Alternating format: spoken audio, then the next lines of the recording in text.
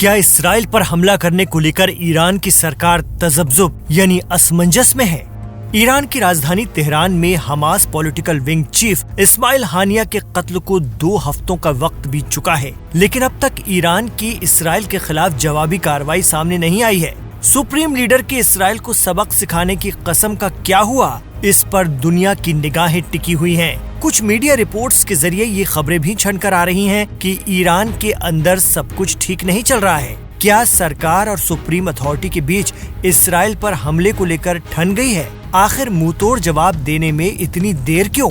अब लोग सवाल कर रहे हैं कि ज़ायोनी हुकूमत को तबाह बर्बाद करने की ईरानी कसम का क्या हुआ। कहा जा रहा है कि जिस नए राष्ट्रपति की ओथ सेरेमनी में शामिल होने हमास चीफ इस्माइल हानिया कतर से तेहरान पहुंचे थे और फिर वापस न लौट सके, उनका बदला लेने में नए सदर मसूद पेजेश्कियान को ज्यादा दिलचस्पी नहीं है। यही वजह है कि सुप्रीम लीडर खामनेई की सीधी धमकी और इशारे के बावजूद ईरान सरकार ये तय नहीं कर पा रही है कि इसराइल पर कब और कैसे हमला करना है। ईरान का आरोप है कि इसराइल ने घर में घुसकर उसके मेहमान को मारा है, साथ ही यूनाइटेड नेशंस के चार्टर की खिलाफ वर्जी की है। इसकी सजा तो मिलेगी, लेकिन कब, ये बड़ा सवाल है।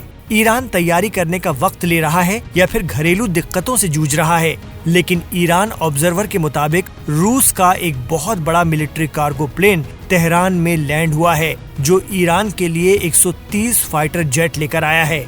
इस हिसाब से देखें तो ईरान इसराइल पर पुख्ता हमले के लिए तैयार है। बावजूद इसके कुछ मीडिया रिपोर्ट्स कहती हैं कि ईरान के लीडर्स इस बात को लेकर बट गए हैं कि आखिर किस तरह की कार्रवाई की जाए, क्योंकि किसी भी कार्रवाई से इसराइल और अमेरिका के साथ बड़ा टकराव होगा। ब्रिटिश टेलीग्राफ की रिपोर्ट ने ईरान के अंदर की फूट को दुनिया के सामने लाकर रख दिया है। रिपोर्ट में कहा गया है कि इसराइल के खिलाफ कैसा हमला किया जाए, इस बात को लेकर राष्ट्रपति मसूद पेजेश्कियान और IRGC यानी पासदाराने इस्लाम के आला अफसरों के बीच इख्तलाफात सामने आ रहे हैं। रिपोर्ट के मुताबिक ईरान के राष्ट्रपति मसूद पेजेश्कियान इसराइल पर बड़े पैमाने पर हमला करने से बचने को कह रहे हैं। उनका मानना है कि इसके बाद के हालात को संभालना मुश्किल हो जाएगा। वो मशवरा दे रहे हैं कि पड़ोसी देशों से अपने प्रॉक्सी ग्रुप्स हिजबुल्लाह और हमास के जरिए इसराइल के ठिकानों को निशाना बनाया जाना चाहिए, जबकि रेवोल्यूशनरी गार्ड के बड़े कमांडर राजधानी तेल अवीव और इसराइल के दूसरे शहरों पर सीधे हमला करने की वकालत करते हैं। हालांकि final decision supreme leader Khamenei के हाथ में है। जानकार मानते हैं कि सुप्रीम लीडर खामनेई के सामने ये बड़ा मसला है। धमकी तो दे दी गई है, कसम भी खा ली है, लेकिन हमले के बाद अपनी इकोनॉमी को संभालना, मुल्क के दीगर इंतजामात को कंट्रोल में रखना नई सरकार के लिए बड़ा चैलेंज होगा।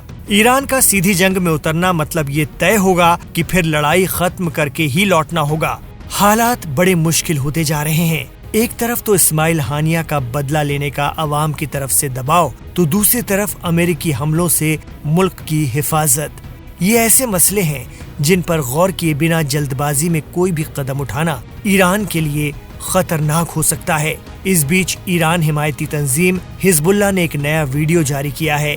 ईरान ऑब्जर्वर ने इसे शेयर भी किया है। हिजबुल्लाह ने एक अंडरग्राउंड मिसाइल सिटी दिखाई है, जिसमें दावा किया गया है कि उसकी मिसाइलें हमले के लिए तैयार हैं। हिजबुल्लाह के इस वीडियो से ये तो साफ है कि ईरान और उसके प्रॉक्सी इस बार इसराइल को गजा में मजलूमों पर की जा रही जारहियत के खिलाफ बड़े जख्म देंगे। शायद सही वक्त का इंतजार किया जा रहा है।